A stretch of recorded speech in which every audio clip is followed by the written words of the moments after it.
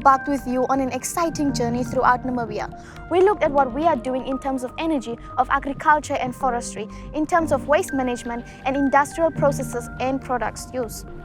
All decisions we take, all improvements we try to make have something in common, and that's data. Data helps us understand where we stand and where we go. Data helps us develop models and answer critical questions. If we don't do anything, what will happen? If we do ABC, what will happen? Data is at the core of our nationally determined contributions. As we know, Namibia has adopted new nationally determined contributions. Today, we will look at how data have shaped our NDCs and most of the programs we work with.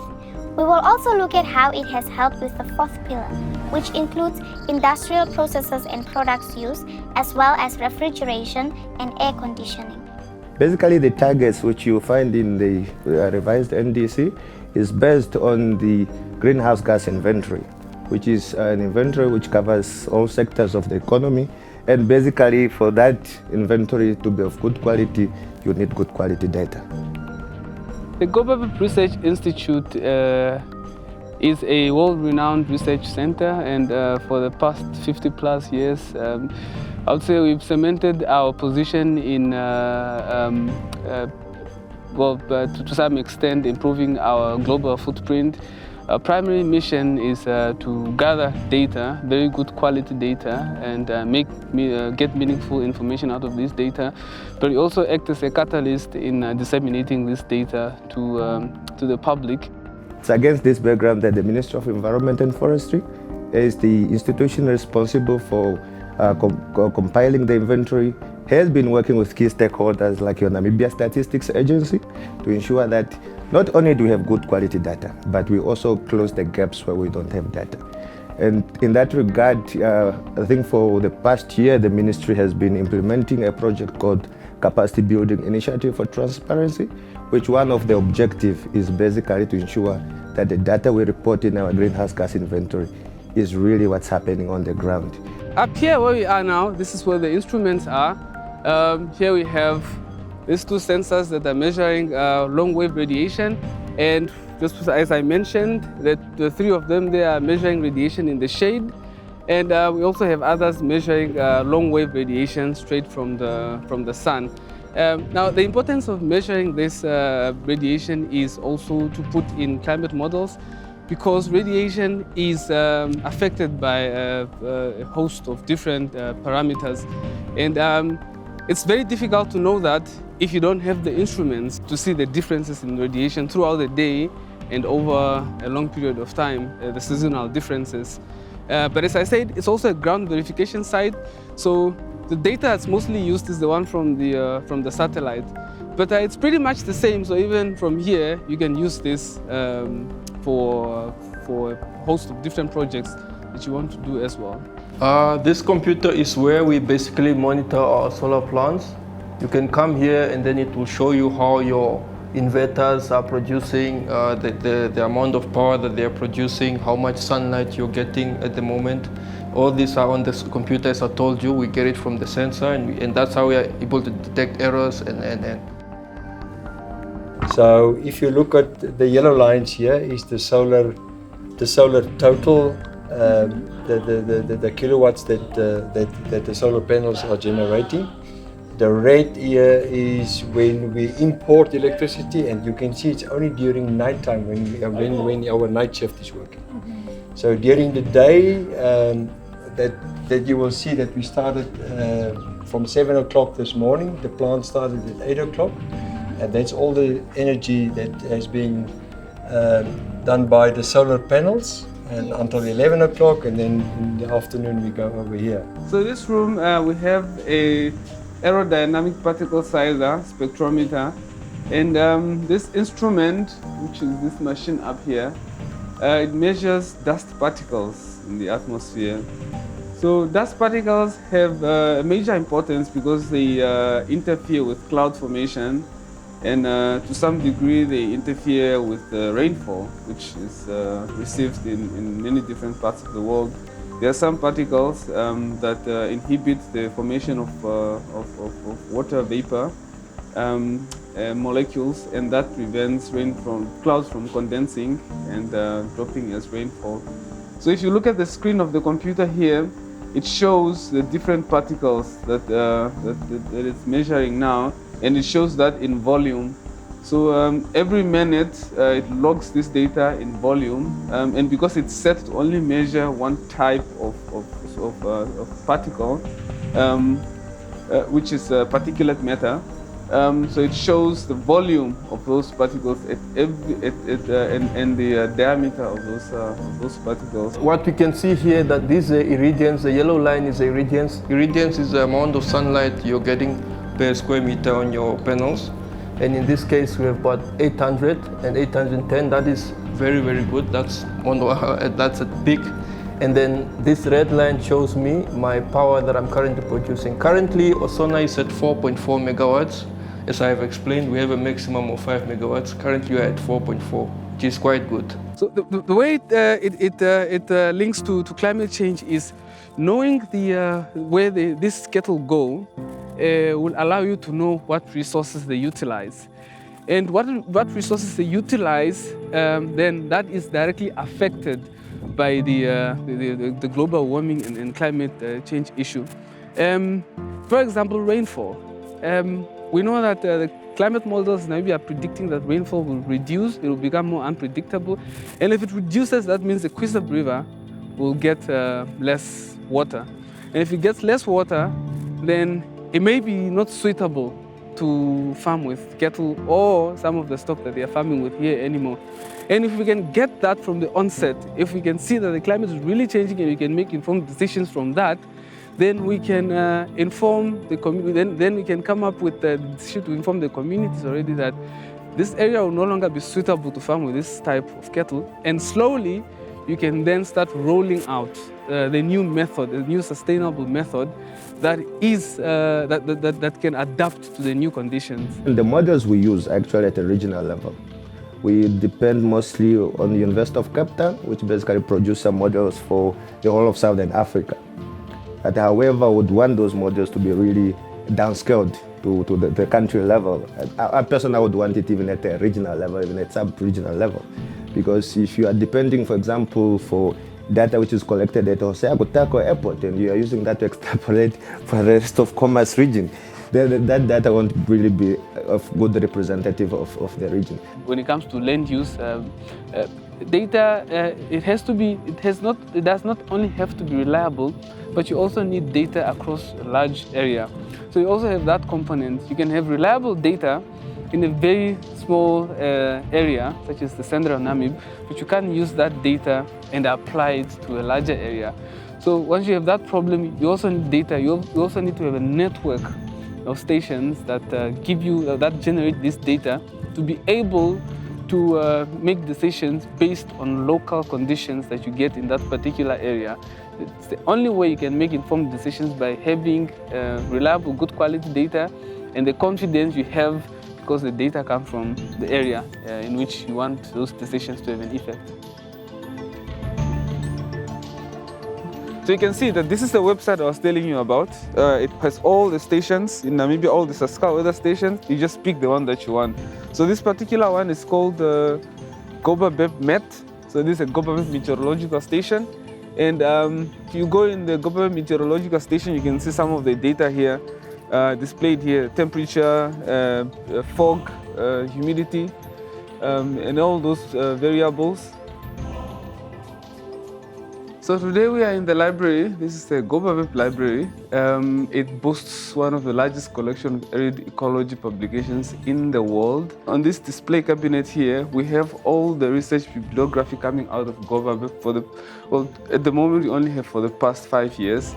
And on this board you also have the publications coming out of Gobabeb from the 1960s. So all those are stored in here. I'll show you around in here.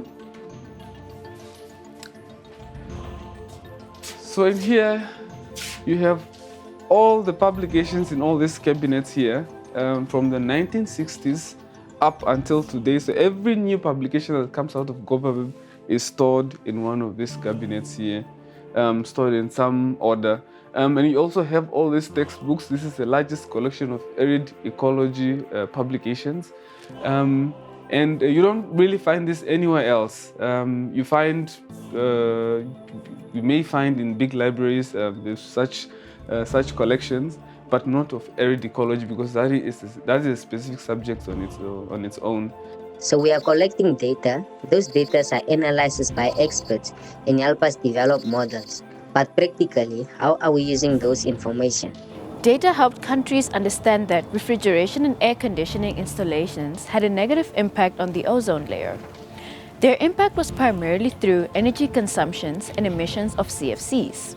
As a result, the whole refrigeration and air conditioning industry had to change. Let us meet with our local ozone unit from the Ministry of Trade and Industries. You see, when the sun is emitting rays to the environment, to the earth, to make it hot, some of these rays are actually too hot and too dangerous for us. So what this ozone layer does is it shields some of the rays, which means that the harmful ones doesn't get through to the earth. Only the healthy ones that give us vitamin D gets to the earth. What happens is when this ozone layer is depleted or when it's destroyed by these gases that we emit, then climate change happens. There are two different impacts. We have ozone depleting, and then you have a global warming. In the past, we used to have gases such as CFCs, such as we call them chlorofluorocarbons. These CFCs, when they enter the environment or when they go into the atmosphere, they go all the way up to the ozone layer, and then they deplete the ozone layer. Then they have introduced HCFCs, which is now the hydrochlorofluorocarbons. These ones were a bit okay to the environment, to the ozone layer, but still they had a little bit of CFC in it. So the countries are now working so hard to phase out these HCFCs and introduce the better gases that are more friendlier to the environment. Then this is a new refrigerant, which is R600, and then you have this one, it's R290. We have a blend new air conditioners here. This air conditioners is using now the natural refrigerant, which is 290. What is happening in Namibia is that we do not manufacture fridges and air cons and cars, because cars also, just think of anything that is cooling. In the car you have an air con, in your house there's air con, anywhere at all. So cooling appliances are not manufactured in Namibia. We rely on other countries for our technology. So most of these countries luckily have already transitioned to the friendlier technology, to the environmental friendly technology. It saves more energies as well. It saves also the environment. Data helps us identify problems. For example, cement clinker is a solid material produced as an intermediary product while making cement. As of 2018, cement production contributed about 8% of all carbon emissions worldwide. Yet, we need the cement for all our building. Lots of pressure has been put on cement factories to mitigate their impact on climate change. Let us see what our cement factories in Namibia are doing. We've got a mining area, a quarry area, where we take out the raw material, high-grade limestone. That limestone we crush into a fine powder, and then that powder is slowly heated up to 1,450 degrees Celsius in our rotary kiln. From there it's cooled down, and as this powder not melts, but almost liquefies, as it melts, there's a chemical process that turns it into clinker, which we'll call clinker.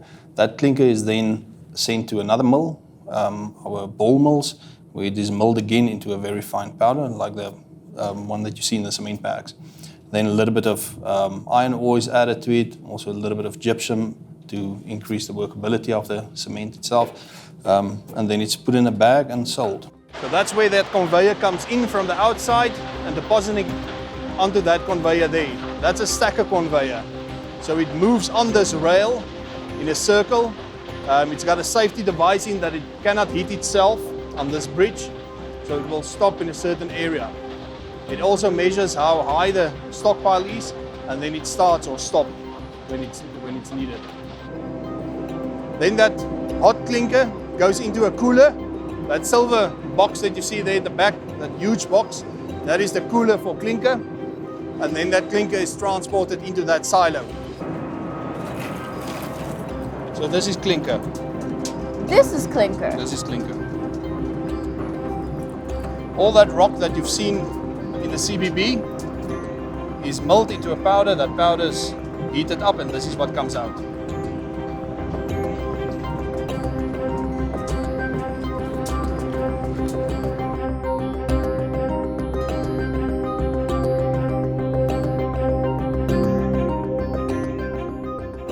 Instead of using a lot of clinker in the final product of cement, you substitute some of the clinker with high-grade limestone. High-grade limestone. Yes. So you blend it, and you make the concentration of the clinker much less. But that's very market-driven. If there's a market for it, we can do it. If there's not a big market for it, you cannot sell what you don't. If there's no market for it. So currently at the moment there's no market? There is a market for it, but not to go completely over to that. And then to substitute it, people say 20% is very good. We're already at the 20% mark. So we can do it. So our refrigeration and air conditioning systems have changed. And there's a way to even change our cement, so we need less clinker. All this gears towards getting greener buildings that are more isolated and energy efficient.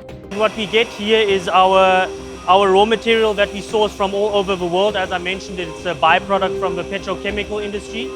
It comes in these tiny, essentially sand, almost sugar-like granules. It's basically like sugar.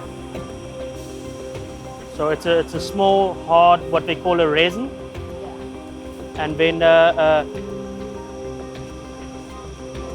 from here the process starts, where they add it to this machine, where then through a certain pressure and a temperature, they expand these tiny pellets to these foam balls that we use in our product. So styrofoam is actually 98% air. It's essentially weightless. So it takes up a large volume, but it's extremely lightweight. What a lot of companies and mines do is they use this type of roofing. If you have a look here from the side, you'll see it's a steel sheet here, and then the polystyrene at the bottom. Oh, here? Yeah. So these two get laminated together to form this singular panel that is extremely strong. So this is one? Yeah, this is one unit, this whole length. So that then helps with your insulation as well. So a lot of companies and mines and such, they are using these types of roofing now for their production plants, because first of all, it allows them to have a much more pleasant climate in their factories. So there's no need for large air conditioning and stuff like that, temperature control. And then what was very interesting is for food processing companies, they use insulation in their roofs because it allows them to stack their stock a lot higher up to the roof without having the danger of spoiling their stock. It's becoming the norm now that in the construction industry, a building needs a Green Star rating.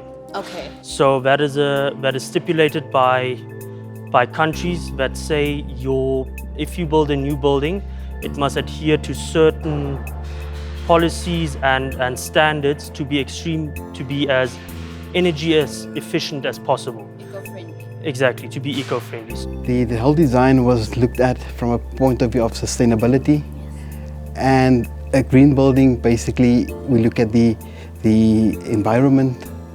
And all of this came into play when we looked at purchasing the property. Yeah. If you look at our garden outside, even some thought has gone into the planning of the garden.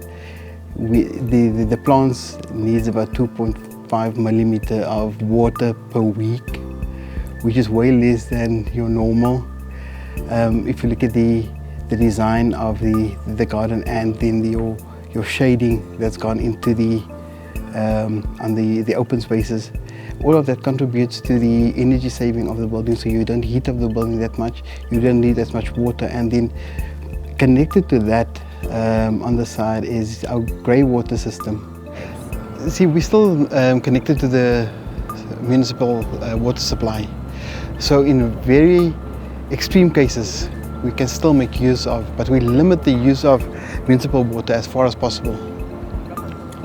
Even though you can see that we've got direct sun now coming in, you don't feel the heat on the inside. So this insulates the building. Well, and even in summer, if it becomes really hot and you've got direct sun that comes in, we can actually use the blinds. And you can see that on the other side of the blind, it has some reflective film. But it still doesn't stop the light from coming in, the natural light, so we don't need to use a lot of artificial light. finally, data-informed policies and areas for cooperation. Namibia is privileged to have trusted partners who have been supporting our aims towards mitigating climate change. We have put up a national climate change committee, which is cross-cutting from government, NGOs, private sector, and also after that we have put up a national policy on climate change. So why do we need all of these various laws, policies and strategies? It is because Namibia is one of the driest countries in sub-Saharan Africa. I think perhaps maybe even the driest. And we definitely are really very much impacted or affected by climate change. Some of our sectors are highly vulnerable to the impacts of climate change, such as agriculture. Models are actually predicting that our cereal and livestock production is going to decrease by 4%. If you look at our water, for instance, it's already a scarce resource. It's actually projected that the quality of our water will deteriorate. The evaporation is also going to go up with about 10%. There will be also a reduction of inflow in our perennial rivers. That will have a major impact on our food production. A lot of these things need to be changed by legislation from a governmental side to assist in identifying or lay out the carbon dioxide footprint of a new building that's being built, a bridge or a project that's being taken on, where the engineers can say, okay, this is the amount of carbon dioxide that will be released by this project, but we can use, instead of using more clinker, we add in high-grade limestone, raw high-grade limestone that's been milled. And that replaces the clinker, which means you use less of the clinker, or you don't have to make so much clinker anymore because now you can substitute it. The NDCs themselves are defined as individual efforts by each country to reduce its national greenhouse gases emissions and adapt to the impact of climate change. So they are categorized in different sectors. We are looking at adaptation targets and mitigation targets. So for example, for adaptation, we have conservation agriculture as a target. And then once we get to mitigation, you have now investment into energy, to infrastructure, into transport as some of those targets. For instance, the issue of agriculture, where we are promoting conservation agriculture. This is a new technology where you are not really disturbing soil. You know, when you are disturbing soil, you are also emitting a lot of GNG emission. But if you are applying this new technology, at the same time, you are mitigating the emission of greenhouse gas emission, but you are also increasing your production capacity. So UNDP then stepped up to assist countries to keep that promise. So that's why we call it a climate promise. So it assists countries in sort of reviewing, aligning, enhancing their nationally determined contributions. Through our Global Climate Change Alliance Plus, GCCA Plus, we are providing support to the government of Namibia to allow the country to increase its already ambitious national climate pledges and raise awareness among the public. We have submitted our intended nationally determined contribution to the United Nations. It's a kind of a commitment to work on the effects of climate change. We put that effort in putting the protection and the sustainable development of our environment into our principle. Not so many countries have done that. So we realized how important it is, how unique it is, and how it's very, very important for us to conserve it and to make sure that it is sustainable development for us, for our children and their children in future. So based on that, we have developed a number of legislations which are aimed at the conserving, at the protection, and the sustainable development of our unique natural resources and the environment. The reason why it's important for us to safeguard our natural environment through mitigation and adaptation measures is because we rely mostly on arable land, on rangelands and mineral deposits for our livelihoods. In the area of climate smart agriculture, adaptation measures such as sustainable crop production and also renewable energy and energy efficiency. And under this GCCA Plus action, these efforts will be further assisted through strengthening climate change policies, institutional frameworks and capacities, and coordination. We have taken measures that one of that is to make our commitment clear to the world, that is to the United Nations, to the international community, that how we are going to reduce, adapt and also mitigate the effect of climate change. So we've got a climate change policy, we have got a strategy on solid waste management, and many, many laws, whether at the local authority, at community levels, because of that energy, that need, that objective, that motivation we want to sustainably manage our environment, our resources, not only to conserve it, but also to benefit us in a sustainable way. In Namibia, we are operating under 3 pillars, which are the economic viability, social equity, as well as environmental protection. Those are priorities of ours. And our policies that we have in place are looking at livelihood diversification, provision of early warning mechanisms, alleviation of climate-induced poverty, provision of climate-proof housing and infrastructure, as well as ensuring food and energy security. So all of these various elements are within the Sustainable Development Goals.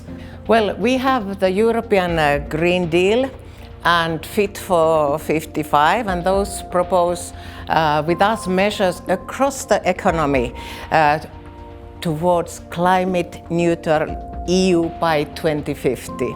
And this one introduces new measures and policies and legislation, for example, circular economy, for building renovation, for biodiversity, farming and innovation. But this is a global issue and we must act globally together. Remember what we said in the beginning, if we don't do anything, in 90 years, life on Earth will no longer be possible. We know all this because of the models developed by scientists. We all know how to improve the situation, and we saw it during our journey.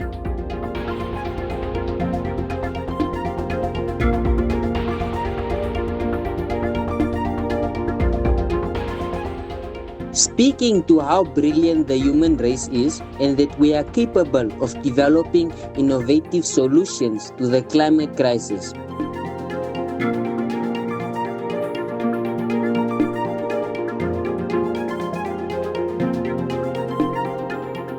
In its revised NDC, Namibia has made an aggressive proposal to reduce 92% of its greenhouse gas emissions by 2030. Guys, 2030 is the next 8 years. Climate change affects us all, no matter how young or old you are, how small or big the company we work in is, we can all contribute. Namibia's NDCs are not only for the government and agencies, it's for you and me. We hope you learned a lot during this journey throughout Namibia, and we encourage you to keep learning more. Remember guys, the future is green. On that note, from me Simon, from me to Sunny, and from me Sylvia, it's goodbye.